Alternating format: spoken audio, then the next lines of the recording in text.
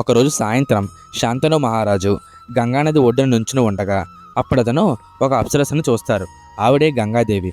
శాంతను మహారాజు ఆవిడ దగ్గరికి వెళ్ళి, మీరు నాకు నచ్చారు, మీరు నన్ను పెళ్లి చేసుకుంటారా అని అడగడంతో గంగాదేవి ఒప్పుకొని, నాదొక షరతు ఉంది, నేను ఎప్పుడు ఏ పని చేసినా సరే మీరు దానికి ఎదురు చెప్పకూడదు అని అంటారు. శాంతను మహారాజు దానికి ఒప్పుకొని వాళ్ళిద్దరూ వివాహం చేసుకుంటారు. కొన్ని నెలలు అయిన తర్వాత వాళ్ళిద్దరికీ మొదటి సంతానం పుడుతుంది. కానీ గంగాదేవి ఆ సంతానాన్ని నీళ్ళల్లో వదిలేస్తారు. శాంతను మహారాజు ఎందుకు ఏమిటని అడగరు. అలాగా 7 సంతానాన్ని గంగాదేవి నీళ్ళల్లో వదిలేస్తారు. అప్పటికే శాంతను మహారాజుకి ఎంతో కోపం వస్తుంది.